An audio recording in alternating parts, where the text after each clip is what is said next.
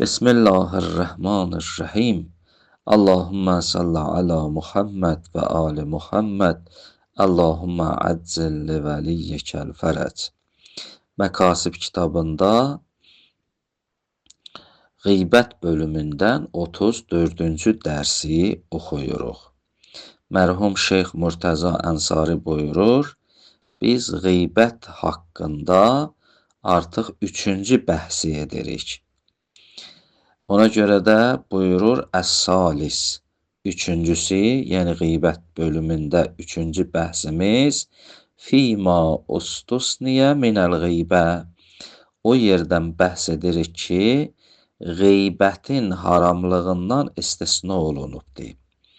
Yəni qeybət eləmək haramdır və lakin neçə yerdə istisna olunub qeybət eləmək icazəlidir. Və hökmə becəvazıha bilmənəl əm. Və hökm olunub ki, neçə yerdə qeybət eləmək icazəlidir.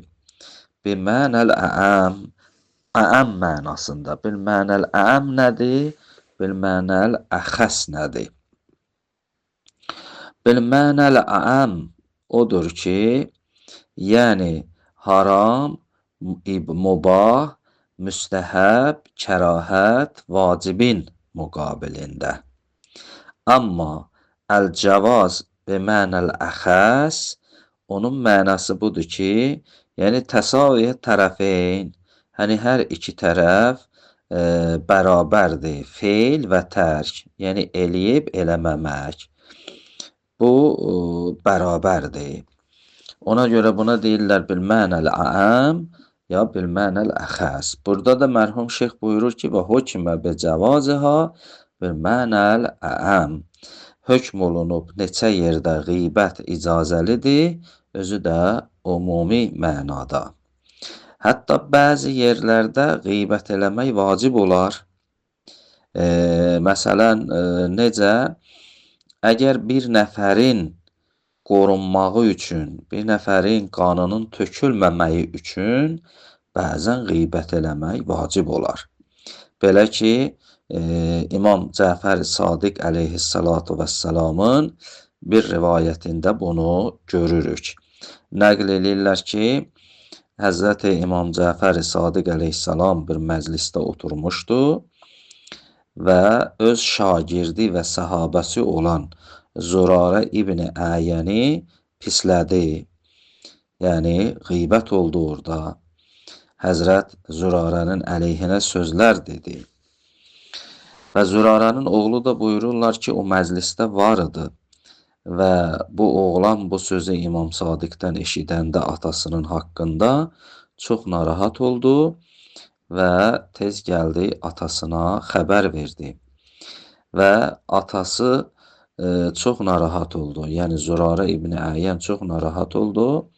Fikirləşdi ki, mən nə günah eləmişəm ki, Həzrət məni pisləyibdir. Ona görə də özü utandı, gəlmədi imamın yanına, oğlunu yenidən göndərdi. Dedi, get ağanın evinə və səbəbini soruş ki, mən nə günah eləmişəm.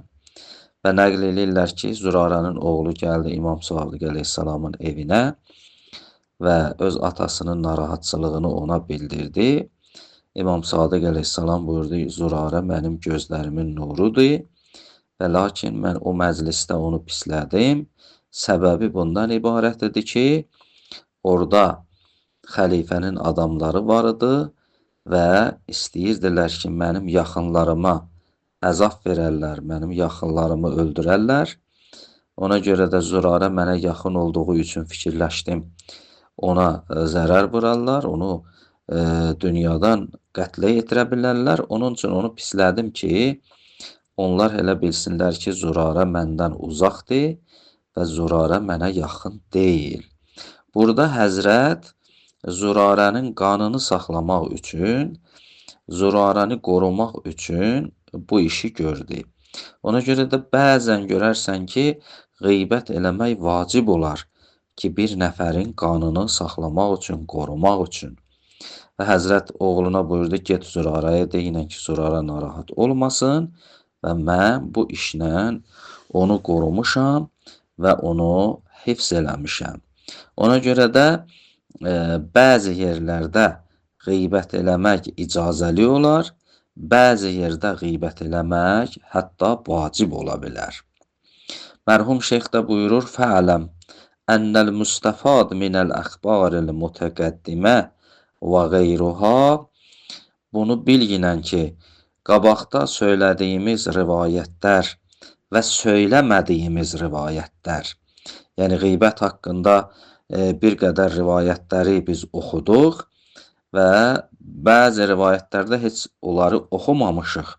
Ona görə də mərhum şeyx buyurur: "Fə'ləm ennel mustafad minel əxbaril mütəqəddimə və qeyruha." Bunu da bilginən ki, qabaqki rivayətlərdən ki, oxuduğumuz rivayətlərdən və oxumadığımız rivayətlərdən belə istifadə olunur ki, ənnə hurmətəl qeybə lə əclə intiqasil mümin və ta'zihi minhu. Belə başa düşdük ki, qeybətin haramlığı buna görədir ki, çünki sən qeybət eləməklə bir mümini naqisləndirirsən, yəni ona nöqsan gətirirsən və ona əziyyət eləyirsən.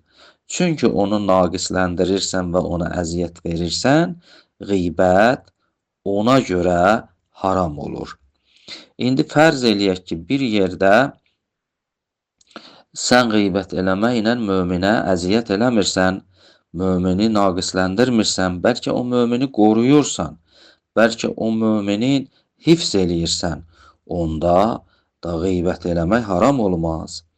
Fəizə furizə hunakə məsləhətun, əgər bir yerdə sən məsləhət fərz olunsa, məsləhət fərz elədin, raciətun iləl muxtab və o məsləhət muxtaba raci oldu. Muxtab bil kəsr əv bil fət, kəsrə ilə oxusaq qeybət eləyən, fəthə ilə oxusaq qeybət olunmuş.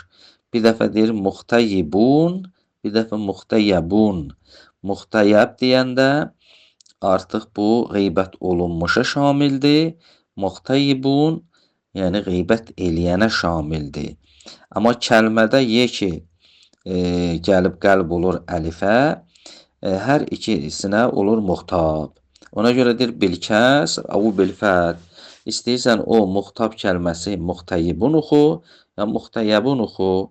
Fəthə ilə oxusaq ismi məful olar, kəsrə ilə oxusaq ismi fail olar. Amma ye ki, qəlb olur əlifə, muxtab olur, hər ikisinə şamildir. İndi bu məsləhət istəyir qeybət eləyənin məsləhəti olsun, ya qeybət olunmuşun məsləhəti olsun.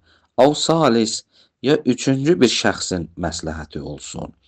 Əgər orada bir məsləhət varsa, o qeybət eləməkdə, dəlləl əqlu əv şər'u ələ kavniha əzəm min məsləhəti ehtiramil mümin betərki zalikəl qovlu fihi. Belə olan təqdirdə həm əql dəlalət eləyir, ya şər dəlalət eləyir, şəriət dəlalət eləyir ki, orada qeybət eləmək bir müminin ehtiramının saxlamağın məsləhətindən yuxarıdır. Yəni qeybət haram idi. Niyə? Çünki o müminin ehtiramını qoruyaq. Əgər bir müminin qanı məhvuz olursa, bunun qanının hifz eləmək, qorumaq məsləhəti o digər bir müminin, yəni o müminin hörmətini saxlamaq məsləhətindən yuxarıdır. Yəni bir dəfə deyirik ki, bu müminin belə deyək də naqisləndi, cəmaatın gözündə bu düşdü. Bir dəfə də deyirik bu mömin aradan getdi, dünyadan getdi.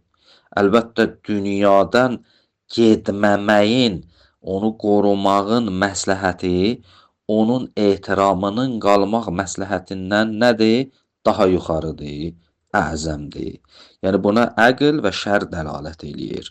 Ona görə buyurur dəlləl əqlu əv şər'u əla kovnuha əzəm min məsləhəti ehtiramil mümin betərki zalikən qovlu fihi. Bir dəfə budur ki, orada sözü tərk eləyək. Bu müminin ehtiramını saxlayaq. Bir dəfə budur ki, sözü orada deyirik, qeybət eləyirik, onun qanını qoruyuruq. Vəcəbəl kovn, vəcəbəl kovnul hökm əla tibqi əqvəl məsləhətin. Bəs burada vacibdir ki, biz belə bir hökm eləyək ki, baxaq iki məsləhətin ən üstünü hansıdır onu eləyək. Məsələn, fikirləşirəm ki, bu möminin qeybətini eləməsəm, bu mömin abrısı getməz, bu mömin naqislənməz, amma bunu öldürəcəklər. Bunu öldürəcəklər. Bu bir. Bir dəfə də budur ki, mən fikirləşirəm ki, bu mömini naqisləndirsəm, bunun qeybətini eləsəm, amma bu məhvuz olacaq, bunu öldürməzlər. İndi baxmalıyam burada bunun məhvuz qalmağının məsləhəti çoxdur, ya abrısının getməməkliyin məsləhəti çoxdur. Fikirləşməliyəm burada. Əgər görsəm ki, bəli, bunun abrısının getməməyin məsləhəti çoxdur, onda görə qeybət eləməyim. Yox, əgər görsəm ki, bunun məhvuz sağlam qalmağın, salamat qalmağının məsləhəti çoxdur, onda qeybət eləyərəm, onu neyniyim? Qoruyaram, onun qanını qoruyaram, qoymaram ki, onu öldürsünlər, onun qanı tökülsün. Bəs burada əqvəl məsləhəteyn, yəni iki məsləhətin hansı güclüdürsə, hansı daha təqdirə layiqdirsə, biz onu götürərik. Elhamdülillahi Rabbil aləmin.